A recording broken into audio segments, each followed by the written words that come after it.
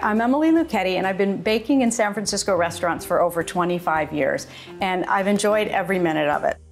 Today we're going to make a wild blueberry lemon tart. Now, tart dough, again, is something that people will often buy, but it's not good. I haven't found one good brand that I like that I would be able to say is worth using. So just take the time to learn how to make tart dough and pie dough, and once you've learned one, you've learned the other. So in the food processor, I have flour and sugar and a little bit of kosher salt. So here is my cold butter, and you want to always make sure that it's cold, and I cut it up into little pieces.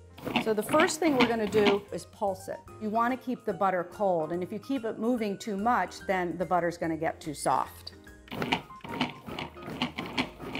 You can take a peek, and you can see how the butter pieces are all very different sizes. And that's still a little big.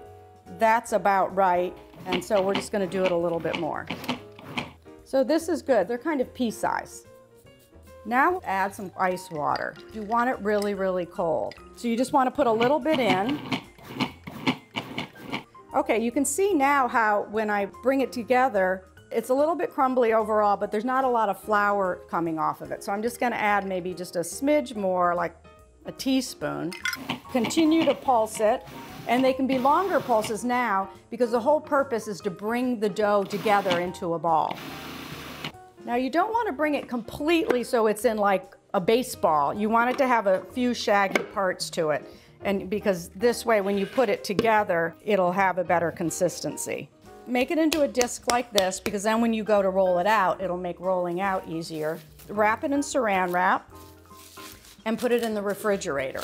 If you rolled it out now, it could get sticky and hard to work with. So here's some tart dough that I've had in the refrigerator.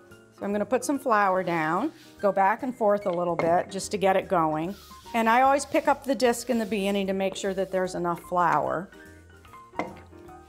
And then if you start to get any creases or any breaks, just kind of pinch them together.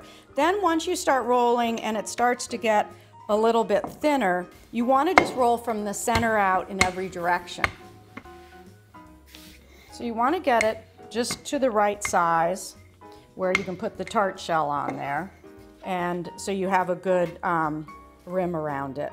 You're not going to like whip it out just like I did, but I promise you can. It's just the more times you do it, the better that you'll get. Now, there are two ways to put the tart dough in the pan. My favorite way is just to take it and roll it around the rolling pin. And before you do that, it's always a good idea just to take like an offset and just go underneath it to make sure that it's loose all around and it hasn't stuck anywhere. The other way to do it is just to fold it in quarters and put that into the pan and unfold it. Now what you want to do is pick up the dough and push it down so it goes into the bottom of the pan. And you just gently feed it down so it's really kind of stuck in the corners or in that inside edge. Then what you're going to do is just break off some of this crust. Take the outside part of the dough and fold it over on the inside.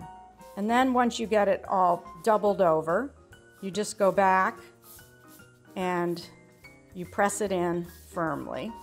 And then I like to go and just take your hands and just trim off the edge.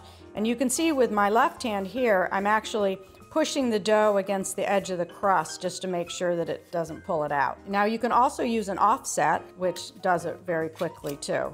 It's really important now that you put it in the refrigerator for that butter to stay really, really cold. Then once it's cold, it's really important also, everything's really important in tart dough, it's important to pre-bake the shell. We do something called blind baking. What you're gonna do is put parchment in, and you're just gonna press it in so it's in all the corners.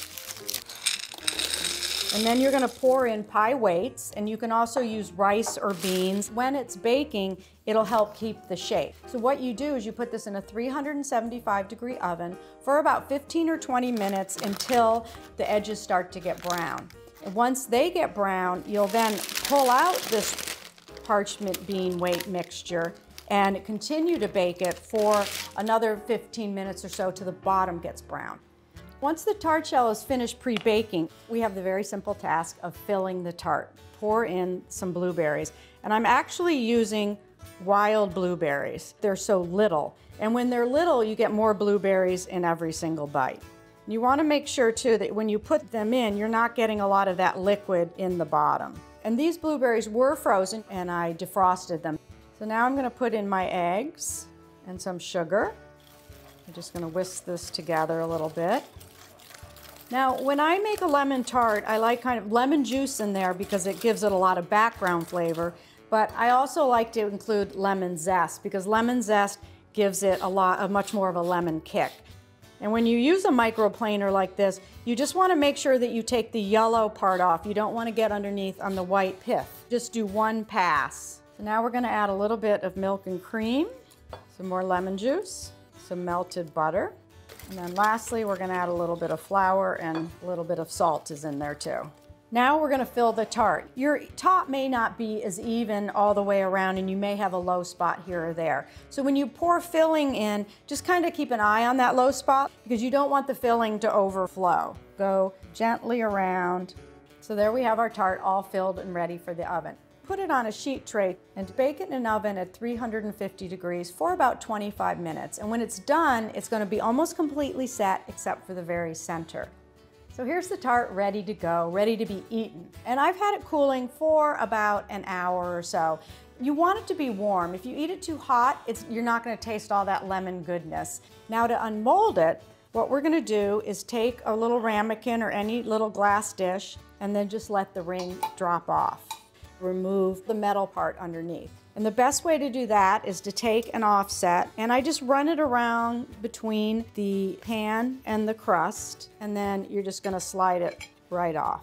So here's the finished lemon blueberry tart that all your friends and your family are just going to love, and so are you.